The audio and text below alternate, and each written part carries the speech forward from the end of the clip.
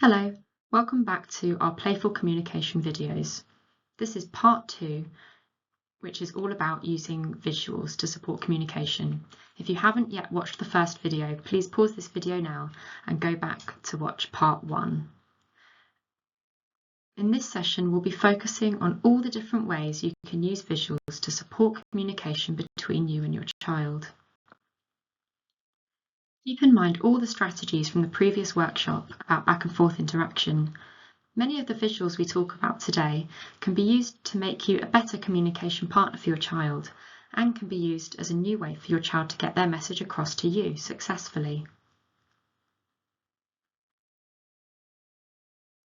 Let's start by thinking about why visuals are so important.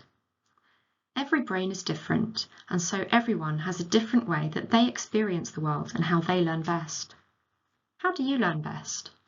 Think about something you do where you might need to do something for the first time, like following a recipe. Do you need someone to read each step out to you? Does it help to see a picture of the finished meal or of the ingredients when prepared? Maybe you like to follow the steps written down in order, or you prefer watching a video that shows you what to do. Maybe you feel better about doing it the second time around. Most people find that a combination of listening, seeing, and being shown, and doing it for yourself, helps you to do something that's challenging and learn something new. Children who have differences in how they process language rely more on visual information. Visuals can help to reduce mental load and give our children more space to process what's going on. Visuals help us hold on to information as we carry out a task. Environment can have a big impact on how much we understand and how easily we express ourselves, so visuals might be more needed in some situations than in others. Even people who have good understanding and can talk fluently may benefit from visuals to help them communicate more easily at times and to understand the world and others. Let's break down what we'll talk about today. First, I'll show you how you can use visuals to support your child's understanding. Then we'll show you how to use visuals to help your child understand their routines and to make transitions. And last, I'll show you some ideas of how to use visuals to support your child to express themselves. Let's get started with visuals for understanding. We need visuals to help us understand the world and to make it feel a little more predictable and less chaotic. Looking at this picture of a high street, how many visuals can you spot? Pause the video for a moment and have a look. You might have noticed the bus stop, the telephone box, symbols that we all recognise, stop signs, uniforms that show us what that person is there to do, the pelican crossing, traffic lights, the double-decker bus that we all recognise because of its colour and shape, and we know what that is for, and the bus stop, which shows us a clear designated space of where we can wait for the bus and shows us what to do in that space. So now I want you to imagine how it would feel going shopping on this high street and trying to safely make your way home if none of these visuals existed. Children with social communication or language differences may need visuals to make sense of the world around them. Many children might not just know something based on context like we do. Like, for example, that when the other children are sitting on the carpet, they're expected to do that too. They might need things explained explicitly. Even things we do every day, like their routines or toileting or going to new places. Visuals can help children know what's happening, help them predict what's going to happen next, and help them know what they're expected to do. Now let's focus more on using visuals to understand language. On the next slide, I'm going to show you a video of a woman speaking Norwegian. See if you can notice when the words start to pop out and have meaning. Nå det tid å legge seg. Først så skal du bade, så skal du børste tennene. Etter det skal vi lese bok, så skal du drikke, til slutt skal du legge deg. Nå det tid å legge seg. Først skal vi bade, så skal du børste tennene. Etter det skal vi lese bok, så skal du drikke, og til slutt skal du legge deg. Nå er det tid å legge seg. Først så skal du bade.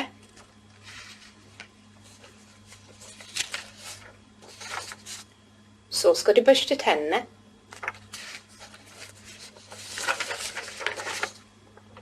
Etter det skal vi lese bok.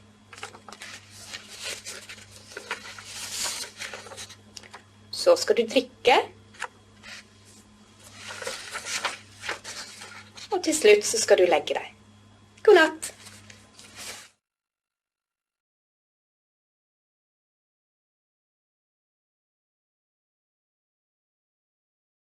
Did you notice how the visuals help you to understand her words, and how they also help you to focus in on those key words which start to pop out? When she uses these visuals, the speaker's forced to slow down and emphasize those keywords that she's saying. Visuals are so helpful because, unlike words, they're very predictable and they stay the same every time. Words change depending on who's saying them or the context in which they're said. They might sound different when they're said by different people or within different sentences, whereas pictures always stay the same. They can give very specific information, and they can also be physically handled, which can help children to send and receive messages and hold on to a thought while they keep the visual there to keep that thought in their head. Words disappear as soon as they're spoken, but a visual stays as a constant reminder. Remember that you yourself are a visual. You can use your own body, your facial expression, your gestures and actions to help develop communication and even to develop more back and forth interactions. The way you use your body and face during play can help to provide a cue for when it's your child's turn in an interaction. Using a big expectant facial expression or starting part of the action and then waiting with, let's say, your hands held up ready to tickle, or holding the balloon in the air ready to let go, can act as a cue for your child about what they're supposed to do or what's going to happen next. You can also use gestures, just like the lady in the video did, while you talk. You can use natural gestures that you would typically use in conversation, or you can use things like Makaton, which is a system of particular signs that you can use alongside talking. We have some information packs that contain some key Makaton signs, which your speech and language therapist will give to you. And if there are any specific words that you'd like to know the Makaton sign for, please ask your speech and language therapist. If they don't know the sign, they can find out for you and let you know at a later date. Try to be consistent with the gestures or signs that you choose to use to support your child's understanding. This will increase the chance that they'll use the sign themselves. Pointing is a really helpful gesture that can be used in different ways. You can point to share interest and show the person you're talking to what you're talking about. This can help communication go back and forth by giving you a shared thing to look at together. Or it can be used to make a request. You can model this for your child by getting down to your child's level and pointing to the thing that your child wants. Or you can get down to their level and point to the thing that they're interested in while naming it. The more we point ourselves, the more likely it is that our child will start to use this way of communicating too. And there have been studies that show a link between pointing and language development. Real objects can be really brilliant visuals to support your child's understanding. I'm going to introduce you to an approach called object of reference. An object of reference is an object that has a meaning. You can use objects of reference to build understanding of familiar routines or to highlight key vocabulary. Looking at the examples on the screen, you can see that this lanyard has been used as an object of reference to represent going to school. So every time it's time to go to school, the parent will show the child the lanyard and give it to them to hold and then take them straight into school. The armband is being used as an object of reference to show that it's time to go swimming. So over time, the child learns that when they see that armband and hold that armband, they know what's going to happen next. Whatever objects you decide to use, choose them carefully, because you'd need to use that same object consistently every time the activity happens. So if you use a coat to represent going out, that could become a problem in the summertime. So something like A key or a key ring, something portable that you can use throughout the year might be better. Objects that are already associated with that activity work best. So for example, you could use something like a loo roll to show it's time to go to the toilet, or a nappy to show there's time for a nappy change, a rubber duck for bath time, a plushie for bedtime, or a remote control for TV time, or something like a plate to show that it's dinner time or snack time. You can let your child hold the object if they want, and then immediately start the activity. If you do this consistently, they will learn what that object means. And when they become familiar with the meaning of the object, they can even use those to request an activity themselves, maybe by choosing between a choice of objects or by passing an object to you to make a request. A photo on your phone can be a great and simple way to conveniently support your child's understanding. You could take pictures of places you've been or go regularly to talk about them later. Having something to look at together can help you and your child have more successful conversations. You can also use pictures on your phone to show your child where you're about to go next or what you're about to do. The way you arrange things around your child's home or environment can also act as a visual cue for what they need to do or what's going to happen. Just think of how the bus stop on the busy street showed us where to stand and wait. We can also create cues in your child's environment so that they know what to do. For example, arranging their clothes so they can see what they need to put on in what order, or using a map to designate a play area. Keeping similar toys together in clear boxes that they can see can also help them. Visuals can be used to support children's understanding of expected and safe behaviours. This can be a clear gesture or a visual prompt card reminding them what to do. Remember to keep your language very simple and succinct. Too much talking is overwhelming and can lead to more distressed behaviour. Prompting an alternative behaviour is easier for children to understand and follow than telling them not to do something. For example, instead of saying don't jump on the table, you could say sit here. Or instead of saying don't hit, you could say hands on your head, or even high five. Remember that you can use yourself as a visual. For example, using a stop hand when asking your child to stop. Your body language will help to send a clear message too. Keep a serious and calm expression and a calm but firm tone of voice. Importantly, remember that all behaviour is communication. A behaviour we find challenging could be the child's way of communicating that they're distressed, in pain or scared. We might need to change the environment or make the task easier if our child is struggling with an expected behaviour or behaving in a way that's challenging. So talking about how we use visuals to support understanding is finished. Next, we're going to talk about how to use visuals to support routines and transitions. We're nearly halfway through our presentation. Transitions can be really challenging for our children.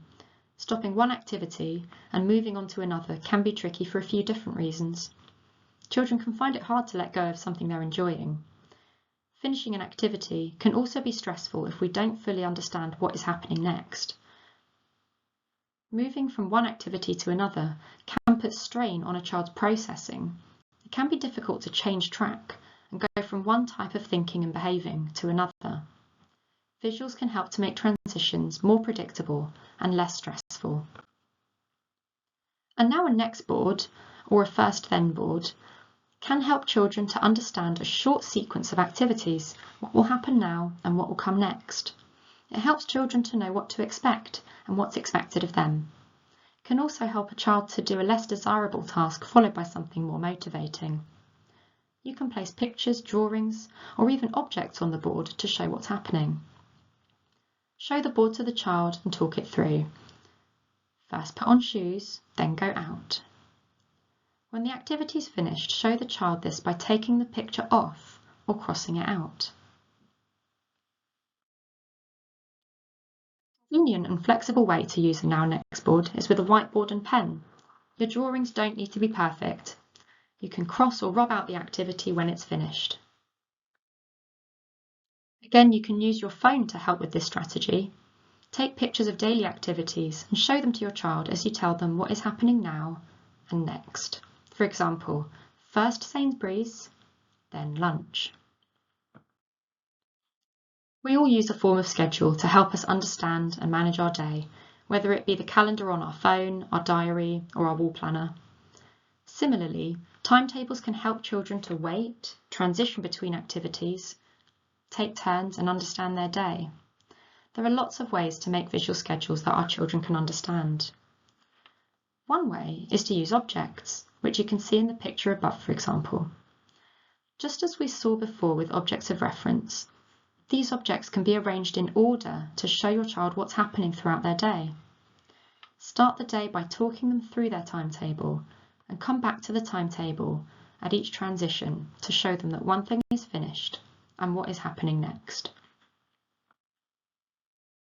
You can start to teach the meaning of pictures by pairing them with objects. Here's another example of a visual timetable that uses objects as well as pictures.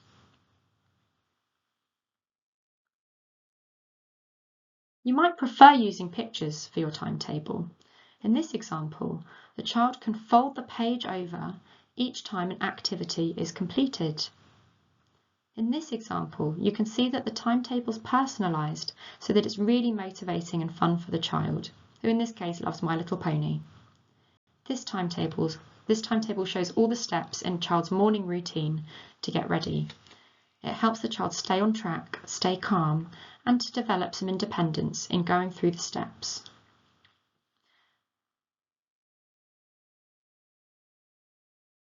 Here is a timetable that some parents made themselves and shared with us. You can see again that the child's interests have been included so that they get to close the flap and see a picture of their favourite cars each time an activity is completed. Visuals can be used to help break down tasks into smaller, achievable steps. If there are any routine activities that tend to be tricky for your child, using a task schedule like this can help. These are examples of visuals being used to help a child's understanding of how to use the toilet, breaking the activity up into smaller, more manageable steps. The pictures on the left were downloaded from a website called Twinkle. You can use Google or ClipArt or even your own drawings. There's no one way to make a visual timetable. As long as the visuals are arranged in a clear sequence, the child can see when an activity is finished and they can clearly see what comes next, then this should work as long as the timetable is used consistently. You can use your own calendar or family planner, if you have one, to help prepare your child for changes to their usual routine, such as events coming up like birthdays or holidays, or even trickier events like going to the dentist or going to the doctor. Waiting can sometimes be hard for children for a number of reasons. Time is very abstract, and many children don't understand time language that we use, like in a minute, nearly, or in half an hour. Not knowing how long something will take can be very stressful. If you think about what it's like when you're waiting in A&E and you have no idea how long you're going to be waiting for, how horribly stressful that can feel. On the flip side, having to stop something that you're enjoying without warning can cause stress as well. We can help our children by showing them how much time is left before we need to move on. You can use something like a simple kitchen timer, an egg timer, or a countdown clock on your phone to help prepare your child for an upcoming change or to know how long they need to wait for something they want to do. This can help them to take turns, to wait for something they want, and to transition between activities. If you don't have anything around you, you can also just use your fingers to count down, holding up 5 fingers and counting down slowly. 5, 4, 3, 2, 1, finished. Okay, we've talked about using visuals to support understanding, and we've finished talking about routines and transitions. Now last, we're going to talk about how your child can use visuals to express themselves. Some children, spoken words might not come as easily due to differences in how they learn or how their brain works. They may have lots they want to say, but find that spoken language is not available to them when they need it. Visuals can help children get their message across more easily to more people. This can reduce frustration and improve their well-being. Being successful at communicating can help them want to communicate even more. We've talked about how we can use different kinds of visuals to support our children's understanding. This could be pictures, objects, or our own bodies, like pointing or using gesture. The more we use these ways of communicating, the more likely our child will be to use those things too. This will help give them more ways to communicate themselves. By making the visuals we use available and accessible to our children, we can allow them to make requests using these visuals too. If we use gestures, pictures and objects to communicate with our children, just like we've looked at already, it will make your child more likely to try these different ways of communicating themselves. In the previous video, we talked about offering choices to give your child a motivating reason to communicate and request. In this activity, the objects act as visuals that help your child to understand what's being offered. Remember to model the word and a point when your child makes their choice, however they communicate that to you. Teaching your child to recognise symbols can be helpful and open up new ways to communicate for them. Symbols are more portable. They can be used to express a wider range of words and sentences. So you could start to hold a symbol on top of the real item as you offer it. You can try using different objects or symbols to represent your child's favourite songs. You can offer choices between songs and then sing them together. A commenting chart is a great way to help children to communicate messages that they might want to send in lots of different situations. We call these core words. They're useful words like stop, more, want, look, I like it, I don't like it, or help. You and your child can point to the symbols on the chart to help your communication. By responding to your child's communication using the chart, you can help to teach your child this way of enhancing their communication. For example, when your child pushes a toy away, you can point to the picture on the chart and say, finished. Don't forget to use gestures as well. If you'd like a little more information about using a core board in play with your child, you might find some of these web pages helpful. So pause the video and make a note. You can also use visuals for emotional regulation. These visuals are especially useful as often when our children feel overwhelmed, frustrated or worried, communication can be even harder. When you notice your child feeling a certain emotion, you can model this with the visual. For example, if you notice your child is lethargic or down, you could show them the visual, pointing to the symbol and saying, I feel tired. A feelings visual can help your child to recognise different emotional responses in themselves and then begin to develop strategies to manage difficult emotions. You can teach your child to use a picture, object, or even a gesture to help them ask for a break when they need one. This can be a very simple and useful tool to help your child feel regulated. A break for your child might mean time doing something they love that helps them feel calm, like going on the tablet, going outside, or even jumping on the sofa. It will be different for every child. There are lots of ways that picture symbols can help your child to communicate. Here's an example of a choosing board.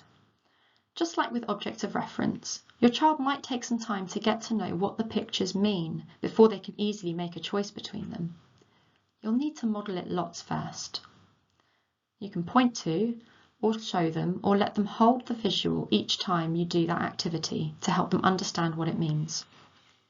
Gradually, you can support your child to pass the picture to you independently to make a request. In this example, there's also a colour-coded sentence strip. The adult can support the child to place the picture on the sentence and then hand the strip to the adult to make their request. The adult can model saying the sentence aloud as well. I want sensory room, or I want spinning top. Please remember that your child may not have access to spoken words to communicate, even though they have a message to send you. It's important to respond to the way that your child is able to communicate and not to withhold what they're asking for until they talk. This usually leads to frustration and negative feelings towards communicating. You can also use objects with a sentence strip to support requesting. Just place the object that your child chooses onto the sentence strip like this and model the sentence to them. You can see that the who part of the sentence is in orange, the what doing part of the sentence is in yellow, and the what part of the sentence is green. This can be used in lots of different ways.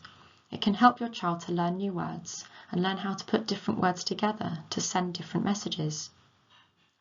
On the next slide, you'll see a video showing this strategy in action with a fun game. Right guys, today we're doing bubbles and balloons. Alfie first. Helen, blow. Alfie. Do you want balloons or bubbles?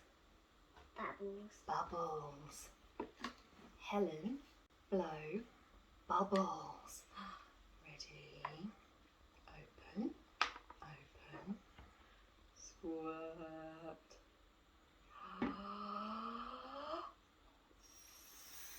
Big bubble. What on the table on here? Uh-oh. Helen, blow, bubbles. Elsie's turn. Elsie. Helen, blow. Balloon or bubbles? Balloon. Put it on. Helen, blow, balloon. Ready? Bigger? Yeah. Bigger. Bigger? Bigger. Bigger? Bigger. Ready? Steady.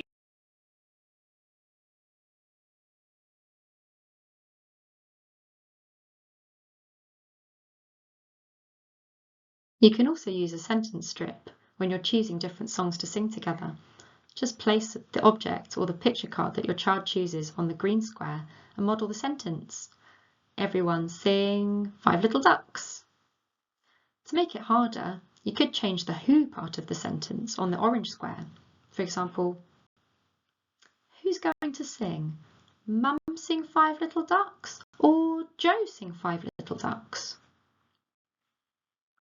You can use sentence strips to make requests or comments as you play games together. You could try offering a choice between 2 actions. For example, Mummy push the ball or Mummy throw the ball. As a quick tip, if you laminate the sentence strip, you can use a dry white marker to draw your own pictures over and over again. That way you don't need to worry if you can't find just the right symbol you need for your activity. The great thing about sentence strips is that they're very flexible and can be used to communicate for so many different reasons.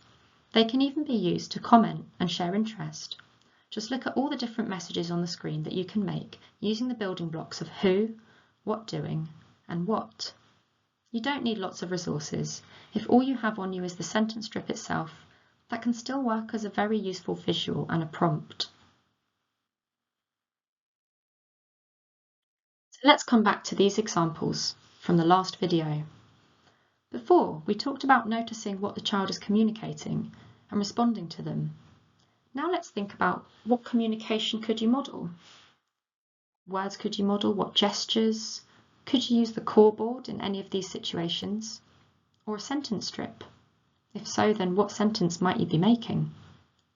Would an emotions board help? Or perhaps a choosing board for a calming activity?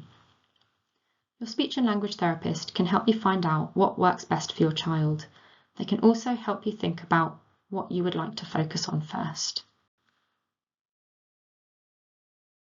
In your sessions with the speech and language therapist, you can talk about which of these visuals might be most useful for you and your child, and your speech and language therapist can send you some examples to get you started.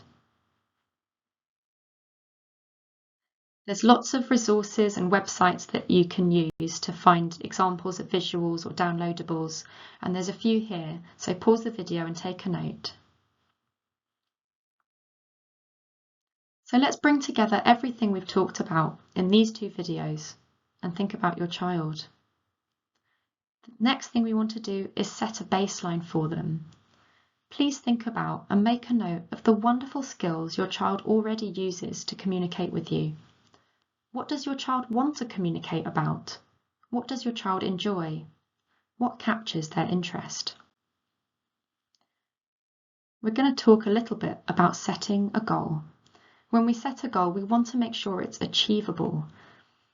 The goal you choose for your child should be achievable, so start with something that's just a little bit more than what they're doing already, or use what they're doing already but in a new activity or with new people. The goal should be meaningful. It should be something that will come up often in their day-to-day life, and something that will help them do something they enjoy, or something that helps them meet a need that they often have. It should also be specific.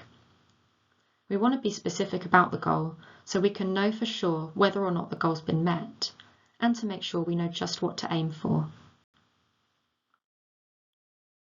In your speech and language therapy sessions, you and your SLT will think of a goal for your child. You can help to think about this by answering these questions first. It would be great if you could jot a few notes down and bring them to the session with your speech and language therapist. What does my child want to be able to communicate? What message do I want my child to be able to communicate? How will my child send this message? What will I do to make it motivating and possible for my child to do this? And when will my child do this? Think about a specific activity, situation, or time of day, and who they will be with when they're doing this.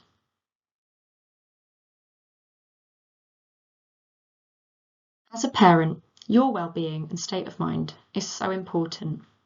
Your speech and language therapist would also like to help you with any goals you have for yourself while on this journey. This could be something like learning and understanding more about your child's individual way of thinking, feeling, and communicating, or knowing where to go for more resources, knowing about local groups and services that can support you. It might even be about developing a network of support. Please speak to your speech and language therapist about any of these goals so that they can help to put you in touch with the right places. Thank you so much for watching these two videos. We really look forward to seeing you in the clinic for your speech and language therapy appointments. If you have any questions at all, please get in touch on the number or the email address below. Thank you. Bye-bye.